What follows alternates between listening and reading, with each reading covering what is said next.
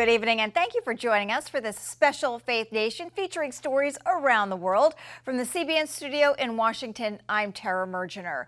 Well, on October 7th, Hamas targeted Israel's agriculture to go after their food supply. So a major organization in the Jewish state shifted gears to help the industry come back. And now farmers are planning to make the desert bloom again. Middle East correspondent Julie Stahl explains. Nahal Oz sits less than a half mile from the Gaza border. On October 7th, Hamas terrorists killed 15 here, including the head of security, kidnapped 9, and also chose another major target. Why they bothered to burn this tractor, this 1.5 million shekel worth of tractor? Why they bothered to burn all of our irrigation equipment? You don't have that much time because Israeli IDF will come. Agriculture in the Negev is strategically important to Israel's food security. Some 70% of vegetables and 20% of fruit are grown here. That's why terrorists targeted the agriculture on October 7th. They are trying to take the connection from us to our land, to our earth. And if you are not doing agriculture, then why stay here? Why live here? You can live near Tel Aviv. Moran Freibach, head of agriculture at Kibbutz Nahal Oz, has lived here all of his life. Now he's looking forward to the next 5 years.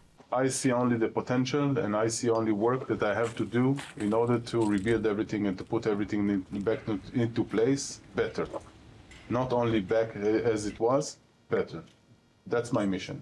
Many say that agriculture is at a crisis level here, in the area where many say God fulfilled his word to make the desert bloom. Estimates add up to $500 million in lost income, around 100,000 acres of agricultural land affected, and a labor force crisis for farmers who need some 30,000 workers. Before October the 7th, our whole mission was to tackle global hunger with Israeli agricultural expertise. But on October the 7th, we understood that the agricultural crisis is also at home.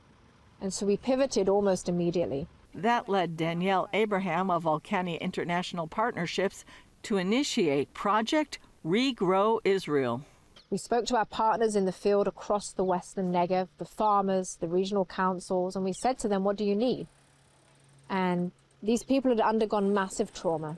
And they said to me, Danielle, you have to understand, right now, we can't even think about the next hour, let alone the next week or months or years ahead. That means Regrow Israel will focus on helping these communities think through their needs, plan to build a better future, and raise money for areas hit the hardest. The foreign workers that were living here, they were targeted in their beds while they were sleeping. In Kibbutz Alomim, 22 Thai and Nepalese workers were murdered and 2 taken hostage. Since then, 1 has been released. Established in 1966, Kibbutz Alomim's main income is agriculture, with hundreds of acres of fruit and avocado orchards, plus a large dairy. Terrorists shot holes in the milk tank, ruining it, burned storehouses of food, and delayed the milking of cows for days, leading to a huge drop in productivity. Then there's the irrigation equipment. We're farming in the Western Negev. It's a semi-arid area. We're farming on the edge of the desert. Everybody knows that the issue of water, Israel is a leader in water use efficiency for agriculture. So the water infrastructure is at the heart of the agricultural economy. This is where the pipes for the irrigation are wrapped around. They're rubber. Every single one of them was set on fire. In this place, irrigation equipment for the potato crop is now destroyed, as are numerous greenhouses and chicken coops. As Israel's largest pepper grower, Alomim had to leave fields of peppers unharvested. Back at the border of Nahal Oz, Moran says they rebuilt their water reservoir destroyed by Hamas and planted wheat. We are doing agriculture until the last meter, even now when we are at zone. We are standing right now in a war zone. This is why you see a tank right there. Abraham says the farmers are heroes in Israel's story. Some of the heroes in our society that are going out under fire with a view to the future, with all of their tractors stolen and burned, and sowing wheat in the fields. She has great hope for the future. And then my dream is that on this area, which is where Israel made the desert bloom, we will be able to make it bloom once again. They will see the farmers growing back stronger with automation across the dairy and the greenhouses and the packing houses. I want us to see new innovations for climate resilient agriculture that the world can come here and learn from. I want to see the new generation coming into farming in Israel. Julie Stahl, CBN News, Kibbutz Nachal Oz and Kibbutz Alumim. In the face of war, people are braving artillery fire to help those in need. Up next, CBN News takes us to the Ukrainian city of Kherson. We'll be right back. Come home to the sounds of Southern Gospel from CBN Radio. You'll enjoy a rich Southern blend of bluegrass, classic gospel, and Southern gospel favorites like the Gaithers, the Crab Family, and bluegrass sounds like Mountain Faith. So make yourself at home with the all-new CBN Southern Gospel, now available at cbnradio.com.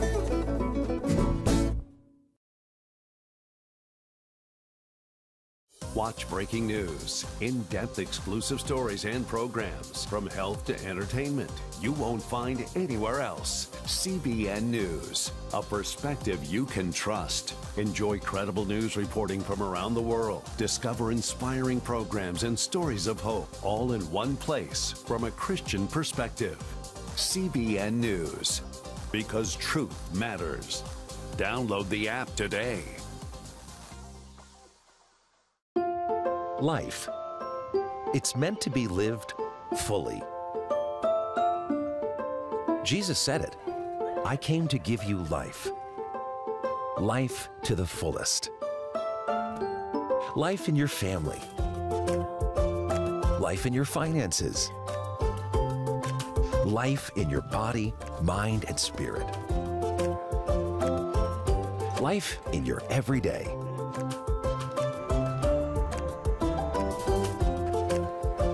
At CBN.com, we're taking what Jesus said seriously.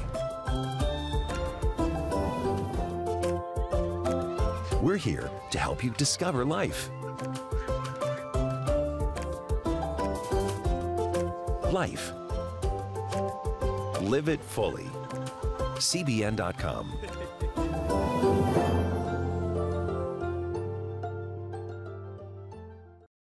In recent weeks, Russia has stepped up its war on Ukraine. Putin's forces are trying to grab more land before American weapons arrive to bolster Ukraine's defenses. The most intense fighting is around the southern city of Kherson. George Thomas brings us this first-hand report of a brave group of Christians who are bringing aid and comfort to those trapped by war. This is my friend Vitaly. We are running, trying to escape from the drone. He was hit. On an isolated road north of Ukraine's frontline battle with Russian forces here in Kherson, CBN News joined a convoy of cars bringing urgent aid to villagers trapped by fighting as a Russian drone narrowly misses the lead car carrying Pastor Vitaly. Moving forward, we see the damage. All 4 tires ripped to shreds, windows shattered, and shrapnel throughout the car. Fortunately, Pastor Vitaly and the others are miraculously unharmed. They drive a few more miles down the road to make sure they are out of drone range. This is how things look like in Kherson. But since the life is saved, God protected all the vehicle, that's piece of cake. That's our neighbor. She was killed in that house. By the way, and this was your neighbor, she died here? Yes, yes. A lady, elderly lady, she died here. And all the buildings are damaged. And there are people, and they are already waiting for us. Our guide, Yevgeny Bondarenko, fully understands the risks involved in a war zone. He serves with Mission Eurasia, a Christian organization that's been ministering here since war started in 2022. Bondarenko is from Kherson. Multiple times a day, artillery and mortar fire rain down on the city, as both sides defend their positions. What you're seeing there is a tributary that leads to the Dnieper River. The Dnieper River, in essence, divides the city of Kherson into two. The left bank, behind me, is controlled by the Ukrainians. The right bank is controlled by the Russians. There is less than 3 miles that separates the two armies. 85% of Kherson residents fled more than 2 years ago. Bondarenko stayed back to bring aid and comfort to those remaining. On this day, as Russian forces launched mortars toward Ukrainian positions, CBN News witnessed Bondarenko and a fellow pastor move quickly as explosions go off nearby to distribute supplies to dozens of residents trapped between the two armies. Olena, darting out of her home, still wearing her nightgown, holds her young son tight and waits in line. This is our home. Yes, of course we're scared. But where else can we go? War is everywhere. At least we don't feel abandoned today, that someone has come with aid and cares for us. Bondarenko takes time at the end to share a word of encouragement from the Bible and leads the group in prayer for safety. Neighborhood resident Anastasia is touched by the ministry time. I realize my confidence and boldness must come from the Bible. God says to rely on Him and He will not abandon us. That promise brought Svetlana Harakatova and a team of Mission Eurasia medical volunteers to this village not far from the front lines. 5 doctors, a cardiologist, urologist, family doctor, and ophthalmologist volunteer around the clock, caring for folks who haven't seen a specialist in months. We've been traveling to the war zone areas for some time now because these places don't have functioning medical facilities, or there isn't one that's easily accessible because of the ongoing conflict. About a year ago, Mission Eurasia decided that the only way to reach some of these hardest hit regions, especially those areas that are in the conflict zone, was to use a mobile clinic. And so today they travel extensively throughout the east as well as the southern parts of Ukraine. In the south and east of Ukraine, the medical logistics is difficult, complicated, or destroyed, so people cannot get to a large city with a hospital. So that's why the medical mobile clinics comes to them. In addition to medical outreach, Mission Eurasia partners with several Christian organizations to train more than 1,000 volunteers to provide counseling in these times of war. There are so many people who need help, not only medical help, but also psychological help. So that's why every mobile clinic outreach includes professionals who can assist with trauma care. Whether it's delivering wood stoves to families in areas with damaged electrical grids, to printing more than 2 million copies of the Bible, or providing food to war victims, Horenkov, Bondarenko, and the Mission Eurasia volunteers have a singular mission: rebuild their war-torn nation while sharing the love of Christ. What we are doing here is fulfilling Christ's commandments, and it is obvious that people see that those who help them are connected to the church, so they are more open to the gospel, and they are more open to becoming part of a church community. George Thomas, CBN News, Kherson, Ukraine. Too often we carry baggage from our past. You know what it's like. It affects everything and everyone in our lives. It's always there, weighing us down and keeping us from achieving true happiness. But do you know God never meant for us to be trapped in the past? You can be free of your baggage. Learn how God's forgiveness leads to changed lives and new beginnings. Call the 700 Club. I'm Ephraim Graham, and this is Studio 5. Cruise with me as I discover the good things happening in the world of music, sports, television, and movies. The fact that Ryan Coogler was going to be directing the film, I knew that something special was going to happen. We'll chat with artists at the forefront of entertainment and explore the connection between popular culture and faith. I asked my pastor, I said, well, does that mean I'm supposed to be a preacher? He says, well, no, you already have a pulpit. Wednesday night at 8:30 on the CBN News Channel. Tikkun Olam. This is our nature as a country. to make the world a better place. Literally, we felt the earth shaking. The Christian Broadcasting Network presents To Life, how Israeli volunteers are changing the world. This film needs to be seen by everyone. I was in tears. Now you can own the inspiring documentary To Life on DVD. There is blood on our hands if we know and we walk away. I'm so grateful that this film was made. To Life can be yours for a gift of $10 or more. Call 1-800-700-7000 or log on to cbn.com. We know that every minute counts to save life. It'll bless Israel, but it'll also bless all the friends of Israel. Discover the untold story of how Israeli volunteers are making the world a better place. Call 1-800-700-7000 or log on to cbn.com to get your copy today. Welcome back. Many consider China the greatest foreign threat. However, Beijing's rulers are facing internal threats no one is talking about. Dale Hurd explains why some are calling last year the Great Fall of China and how the second half of 2024 could be worse. The Chinese call it a tofu dreg project, or buildings made out of tofu. It means a badly constructed building or shoddy workmanship, and there are examples of it all over social media. Tofu dreg projects could also be a symbol of China today. It might look impressive on the outside, but underneath, it's falling apart. Experts told us that this would be the Chinese century. However, Xi Jinping's China dream is dying, thanks to a series of setbacks on almost every front. 2023 was a bad year for the Chinese government in just about every way, and 2024 does not promise to be much better. Last year was China's worst economically since 1976.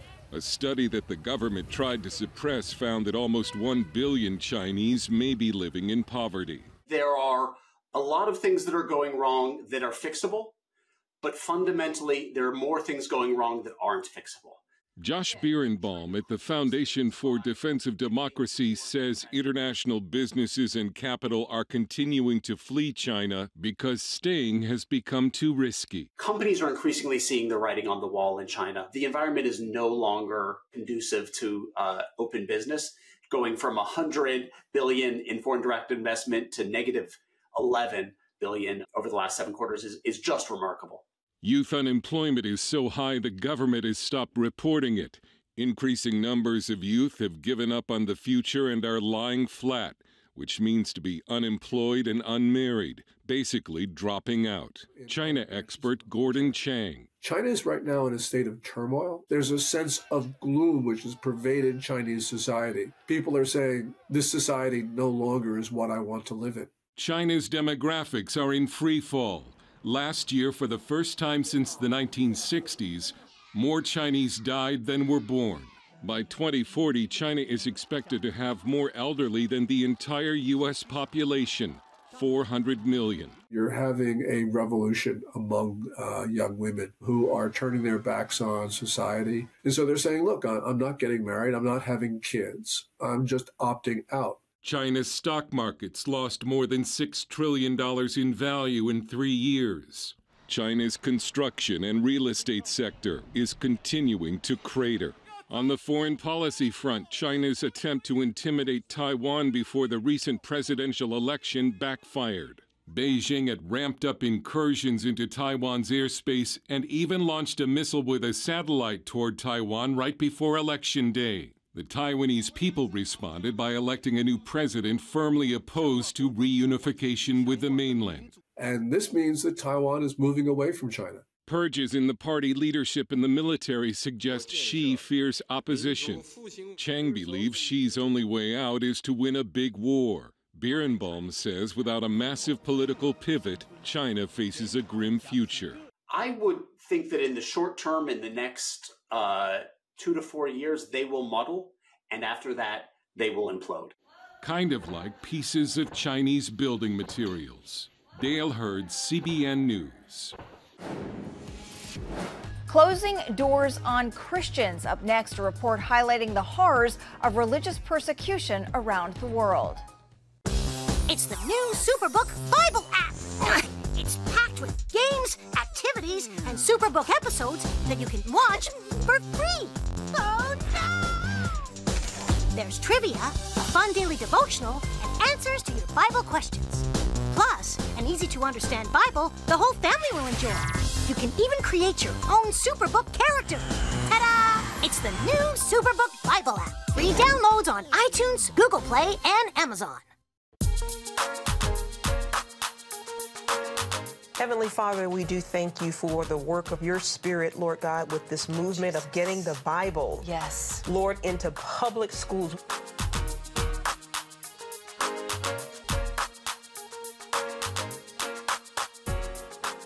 Watch The Prayer Link. Tuesday morning at 7:30 on the CBN News Channel. Get Protect Your Sleep and discover how to improve the quality of your life. A free DVD or booklet from the Christian Broadcasting Network. If you're not a great sleeper, you can do things to make yourself a great sleeper. If you're already a pretty good sleeper, you can enhance your sleep and be even better. 5 leading experts help remove the obstacles between you and restorative sleep. When you don't get a restful night's sleep, you wake up with an accumulation of stress. Call 1-800-700-7000 or go to cbn.com to get your free DVD or booklet today. Everything you do better with a good night's sleep. You'll discover how food affects your sleep, how to put insomnia to rest, explore effective remedies for sleep apnea, and much more in Protect Your Sleep. Wake up to your best life and get Protect Your Sleep today. Call 1-800-700-7000 or go to cbn.com to get your free DVD or booklet.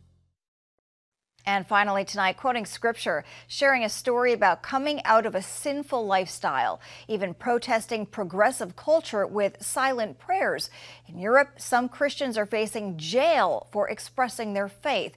And as CBN's Billy Hollowell explains, some are expressing concern similar persecution could soon cross the Atlantic. Religious liberty battles spreading across Europe and beyond are sparking fears about if and when these same struggles could come to America. In Finland, a member of parliament is one of the more prominent people on trial for her religious views. It was 4 years ago, in June 2019, when I posted a Twitter post and also to Facebook. And it was about the Pride event that was going on, and that the main church, the Evangelical Lutheran Church, decided to support it officially. And it was a shock to me. In questioning the church's support, Paavi Räsänen shared a verse from the book of Romans about same-sex relationships and quickly found herself in a legal battle. Some citizen made a criminal complaint about this Twitter update, and then police started to investigate the case. And after it came into public, then there became more and more criminal complaints about one radio program. And then there was an old pamphlet I had written already 2004 about marital and sexual issues. While unanimously acquitted of charges last year, prosecutors appealed Räsänen's case, leading to a second trial. The maximum punishment is 2 years jail or fine. But of course, in Finland, we have in our constitution, we have the freedom of speech and freedom of religion. Unfortunately, this struggle goes beyond Finland. On the Mediterranean island of Malta, Matthew Gresh, an ex-LGBT activist, faces potential prison time after sharing his testimony of leaving a gay lifestyle to follow Christ. Last year, I was invited to share my story on a program and answer questions about so-called conversion practices. And I mentioned an organization as well that supports men and women who leave LGBT, and an organization that promotes biblical sexuality.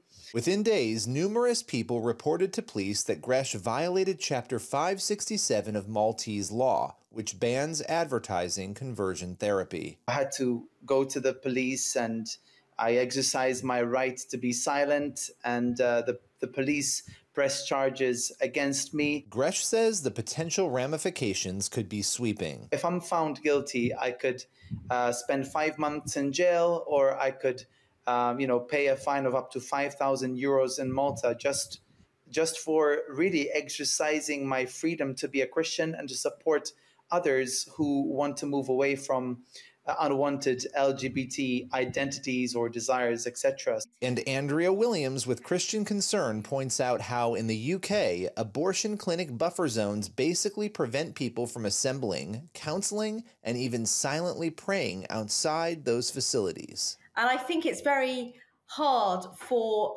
nations in the West, for nations such as America and Great Britain, to imagine really that we've reached this far, apart from we have.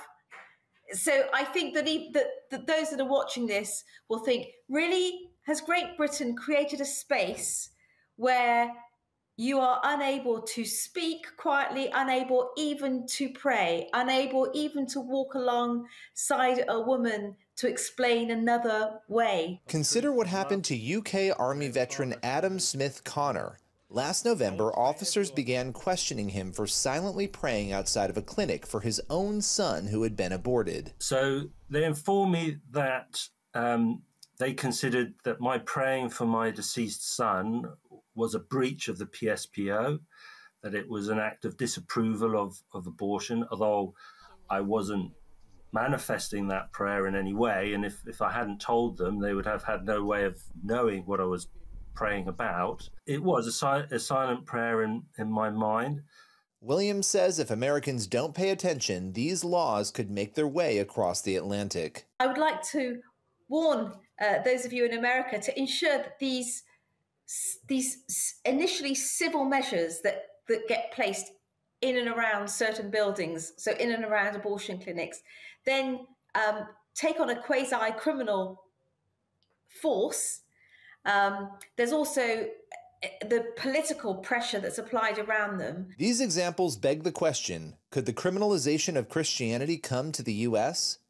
Jeremy Dice, Senior Counsel of First Liberty, says there's no easy answer. I really hope that risk is low, but I can't say that it is zero because there's always forces that want to restrict our religious liberty for reasons I don't quite understand. Dice says the litany of cases prove the fight for religious liberty battles is ongoing and often takes years. The reality is that people of faith are facing a constant barrage of religious attacks, questions about their faith and whether they're welcomed in the workplace or the public square. In the end, Dice says stopping the chaos seen in Malta, the UK, and other nations from reaching the US depends on Americans' commitment to freedom.